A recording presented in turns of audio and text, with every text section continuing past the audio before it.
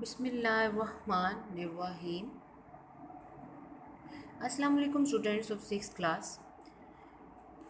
I will teach you your social study book today. Unit number 1 Geography and chapter number 2 Weather and Climate, and it's your lecture number 3. Open your books of social study, and this is your chapter number 2, page number 9. Let's get started. Weather and climate. Weather is the climatic condition on any one day. In a desert, there may be one day of showers, but this may be the only rain it gets during the year. Weather किसी भी जगह के एक दिन के condition को कहा जाता है। जैसा कि डेजर्ट में अगर बारिश होती है किसी एक दिन और वहाँ पर सिर्फ वो एक ही दिन बारिश हो रही है, तो उसको उसी दिन की बारिश कहा जाएगा, ना कि वहाँ कहा जाएगा कि यहाँ पर रेनी सीज़न होता है, रेनी क्लाइमेट है। Okay. In the Arctic region, during the short summer, there might be a few days when the temperature is में क्या होता है कि समर्स में, गर्मियों में कुछ दिन ऐसे होते हैं जहाँ जब टेम्परेचर बहुत हाई हो जाता है। अब वेदर क्या है? वेदर डेली बेसिस पे जो हमारी कंडीशंस होती हैं, हमारे जो मौसम में चेंजेस होती हैं, उनका पढ़ना। क्लाइमेट क्या है? Climate is the average of the weather conditions over a whole year. पूरे साल में जो भी वेदर रहता है डेली बेसिस का, उसका जब एवरेज फाइंड आउट किया जाता है तो फिर वो फाइनल जो बताया जाता है कि यहाँ पूरा साल इतनी गर्मी होती है, इतनी सर्दी होती है, इतनी बारिश होती है, यहाँ ये गर्म इलाका है, यहाँ ये सर्द इलाका है, ये बारिशों वाला इलाका है। तो ये जो फाइनल फिर एक साल बाद उसको कहना क्लाइमेट कहलाता है। The desert in spite of one day of showers has a hot dry climate. अब ऊपर हमने पढ़ा कि डेजर्ट में अगर एक दिन बारिश हो गई तो इट डजेंट मीन कि वहाँ पर रेनी सीजन रहता है। ठीक है, वहाँ पूरा साल जब गर्म रहा तो वो हॉट एंड ड्राई क्लाइमेट कहलाएगा। The Arctic region despite a few days of sunshine has a bitterly cold climate. Arctic region में चंद एक दिन सूरज की रोशनी निकलती है, लेकिन उसके बावजूद वहाँ चूँकि पूरे साल सर्दी ज़्यादा रहती है तो वो कोल्ड क्लाइमेट कहलाएगा। The climate of a country is very important. It decides what crops can be grown there and how the people live. There is no point in trying to grow rice on the dry and cold plains of Central Asia, nor mangoes in northern Russia, bananas will not grow in Siberia, nor cotton in northern Canada. Climate जो है उस पर depend करता है कि किस इलाके में कौन सी क्रॉप्स ग्रो की जाए और लोग वहाँ किस तरह की ज़िंदगी गुजारेंगे। इसके लिए उन्होंने बताया है कि ये जो चावल हैं, राइस हैं, ये गर्म मौसम में जो है वो उगाए जाते हैं, इसलिए वो सेंट्रल एशिया के इलाकों में, ठंडे इलाकों में नहीं उगाए जाएंगे। मैंगोज़ नॉर्दर्न रशिया में नहीं उगाए जाएंगे। बनाना जो है वो साइबेरिया में, और कॉटन जो है नॉर्दर्न कनाडा में नहीं उगा सकते क्योंकि इन इलाकों में सर्दी होती है। नेक्स्ट है व्हाट कॉजेज डिफरेंट क्लाइमेट। किससे क्लाइमेट डिफरेंट होता है? टेम्परेचर है, टेम्परेचर के बाद ओशन करंट्स हैं, रेनफॉल है, direction of wind, air pressure and altitude. ये सब चीज़ें हैं जो मिलकर एक किसी भी इलाके के टेम्परेचर को फाइंड आउट करती हैं। Temperature is one factor. This depends on distance from the equator. Normally, the closer we are to the equator, the warmer and warmer it will be. At the north or south poles, it will be bitterly cold. कि हम जितना equator के पास होंगे उतने गर्म इलाके होंगे, और इक्वेटर से जितना दूर जाएंगे उतनी ठंडी। ये देखिए फॉर एग्जांपल, ये इस तरह गोल अर्थ है, तो अर्थ का ये जो ऊपर वाला और नीचे वाला एरिया है ये नॉर्दर्न हेमिस्फीयर होता है। तो नॉर्दर्न हेमिस्फीयर में सर्दी ज़्यादा होगी, जबकि इक्वेटर को, अर्थ को दरमियान से 2 पार्ट्स में कट करने जो लाइन आती है वो इक्वेटर है। प्रीवियस क्लास में आप पढ़ चुके हैं। तो वो जो है उस वहाँ पर वेदर गर्म होगा क्योंकि वो इलाके सूरज के ज़्यादा करीब होंगे। Next one is altitude, the height of a place above sea level. Altitude कहते हैं किसी जगह को सतह समंदर से कितनी ऊंचाई पर है वो पढ़ना। देखें, जो ज़मीन होगी, सीधे प्लेन्स हैं, सीधी ज़मीनें हैं, वो समंदर से कम ऊंचाई पर होंगी, पहाड़ बहुत ज़्यादा ऊंचाई पे होंगे। इस चीज़ को हम पढ़ेंगे। The higher we are the colder it is. Mount Kilimanjaro 5200 metres high is almost right on the equator, yet it's top is covered with snow all year around. ठीक है, कि जितना हम ऊंचाई पे जाएंगे उतना ठंड होती जाएगी। अब किलिमंजारो जो है, जो कि 5200 किलोमीटर ऊंची है,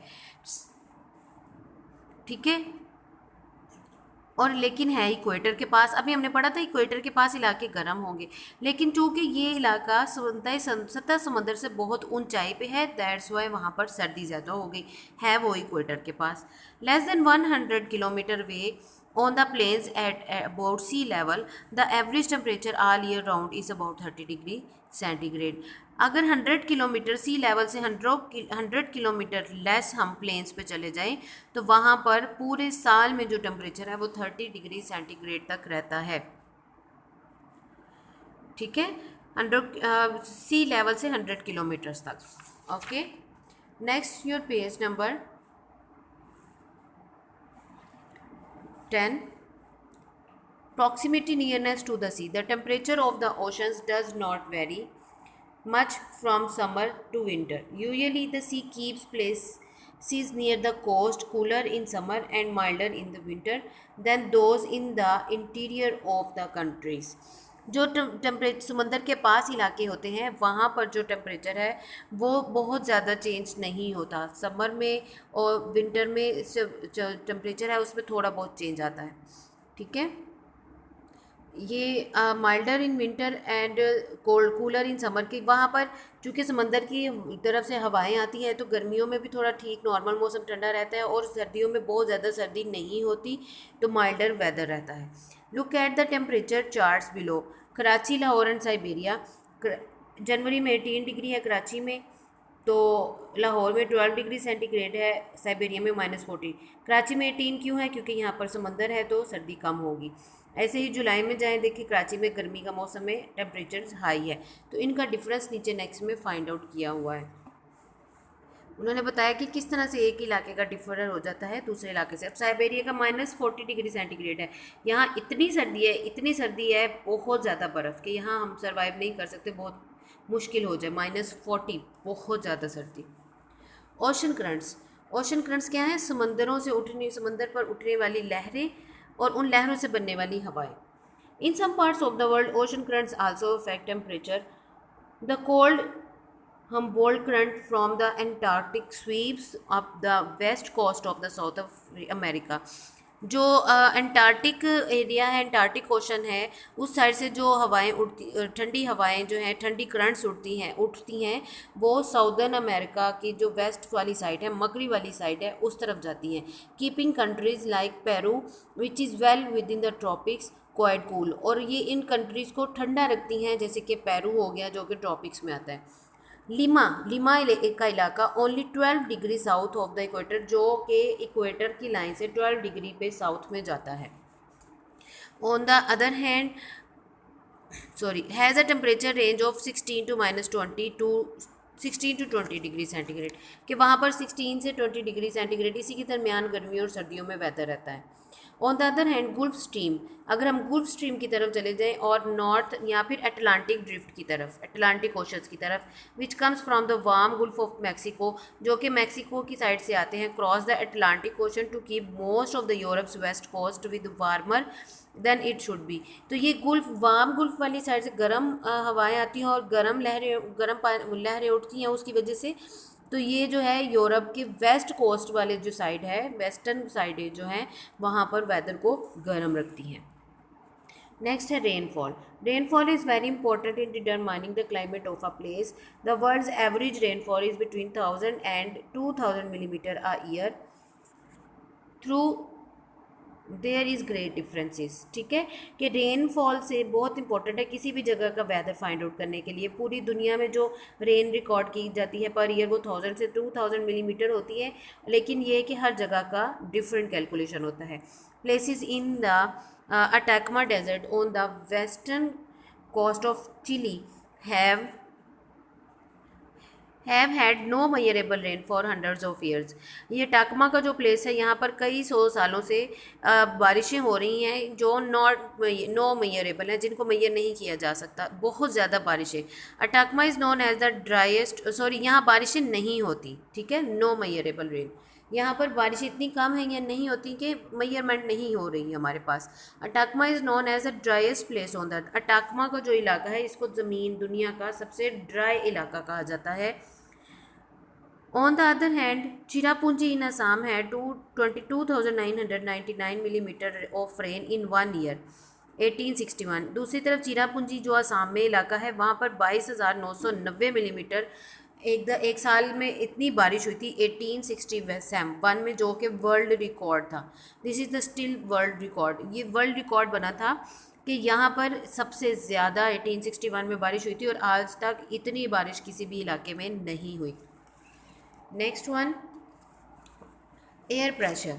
air may not seem to have any weight but it does. Air दिखने में लगता है कि इसका वेट नहीं होगा, लेकिन होता है। It is just that we do not normally feel it, क्योंकि हम फील नहीं कर सकते ना इसके वेट को। Above each of us is a column of air several kilometres है। ये देखिए हमारे ऊपर कॉलम ऑफ एयर है, बहुत एयर है आसमानों तक, और उन काफ़ी किलोमीटर्स तक हाई है, आसमानों तक नहीं काफ़ी किलोमीटर्स तक हाई है। Actually this column of air weighs about 230 kilogram में। जो हवाएं हैं उनका जो वेट है वो 230 किलोग्राम्स तक है। दिस एयर प्रेशर और वेट इज़ नॉट स्टेडी। ये जो हवा का प्रेशर है वो हमेशा एक जैसा नहीं रहता। Sometimes it presses more heavily on the earth than at other times. कभी ये बहुत हैवी प्रेशर से ज़मीन पे आ जाती हैं दूसरी जगह, दूसरे टाइम की निस्बत। The average is about 1 kilometre on every square. इसकी एवरेज है कि हर एवरी स्केयर किलोमीटर पे ये 1 किलोमीटर की जो है वो इसका प्रेशर रहता है। When the pressure is high, जब हवा के चलने का प्रेशर हाई होता है, the air is pushing down on the surface. जब एयर ज़मीन की तरफ आती है ना तो इसका प्रेशर हाई हो जाता है। The weather is usually fine and dry. मौसम खुशगवार और खुश्क हो जाता है। When the temperature is low, जब टेम्परेचर लो होता है, it is usually stormy and wet. तो क्या होता है, तूफान आने लगते हैं। हवा का प्रेशर कम होने से हवा हल्की होती है तो स्टॉर्म तूफान आते हैं और बारिशें वगैरह होती हैं। नेक्स्ट है direction of wind. The direction from which the winds usually blow also has an effect on climate. Directions किस हवा डायरेक्शन से हवाएं आ रही हैं ये भी हमारे क्लाइमेट को इफेक्ट करती हैं। If a place mainly has north winds, अगर किसी जगह पर नॉर्थ साइड से हवाएं आती हैं, इट इज़ यूजुअली कोल्ड, तो वो ठंडा होगा क्योंकि नॉर्दर्न साइड ठंडी होती है। Because they blow in from the Arctic और कोल्डर रीजन, क्योंकि ये आर्टिक और ठंडे इलाकों की तरफ से आ रही है तो ये हवाएं भी ठंडी होंगी। इन द साउदर्न हेमिसफेयर, जबकि साउदर्न हेमिसफेयर में it is the southerly winds which are cool, जो कि ठंडी हैं। If the winds blow across a large area of sea, अगर हवाएं समंदर के बड़े एरिया के ऊपर से गुजर कर आए, they pick up a large amount of water and produce a rainy climate. तो क्या होता है, वो पानी का बहुत ज़्यादा अमाउंट वाटर वेपर्स की सूरत में अपने साथ हवाओं में आ जाते हैं और फिर क्या है वहाँ पर बादल बन जाते हैं, जिस तरफ वो हवाएं चल रही हों और वहाँ पर बारिशें होने लगती हैं। ठीक है, देखिए समंदर के ऊपर से गुजरेंगे हवाएं तो टेम्परेचर, जब सूरज की रोशनी भी पड़ेगी तो वाटर वेपर्स बनेंगे, वो हवाएं जिस तरफ जा रही होंगी उस तरफ क्लाउड्स बनना शुरू हो जाएंगे और वहाँ पर बारिश होगी। If the place faces north in the northern hemisphere, अगर नॉर्दर्न हेमिसफेयर में किसी जगह का फेस नॉर्थ की तरफ है, इट इज़ यूजुअली कूल, वो ठंडा होगा। इफ़ इट फेसिस साउथ, लेकिन अगर वो साउदर्न साइड पे है, इट इज़ यूजुअली वार्म, तो वो गर्म होगा। Places in valleys are often sheltered and have warmer climate, मुख्तलिफ वादियों में जो जगह हैं वो शेल्टर्ड हैं और वहाँ पर वार्मर क्लाइमेट है। Despite extreme temperature, the Arctic is home to a kind of mosquito. बहुत ज़्यादा एक्सट्रीम गर्म मौसम के बावजूद आर्टिक रीजन में बहुत किस्म के मॉस्किटोज पाए जाते हैं, which can be a great nuisance, जो कि बहुत ज़्यादा खतरनाक हो सकते हैं। But does not cause malaria and the disease as do the ones in the tropical climate, लेकिन फिर भी वो मलेरिया और इस तरह की दूसरी डिजीज़ जो हैं वो नहीं फैलाते जैसा कि ट्रॉपिकल क्लाइमेट्स वाले इलाकों में होते हैं। ठीक है, नेक्स्ट शॉर्ट क्वेश्चन आंसर्स हैं। ये मैंने आपको शॉर्ट क्वेश्चन आंसर्स दे दिए हैं 20। आपने क्या करना है, जैसे ही आप अपनी रीडिंग स्टार्ट करेंगे फर्स्ट लाइन से आपको फर्स्ट क्वेश्चन का आंसर मिल जाएगा।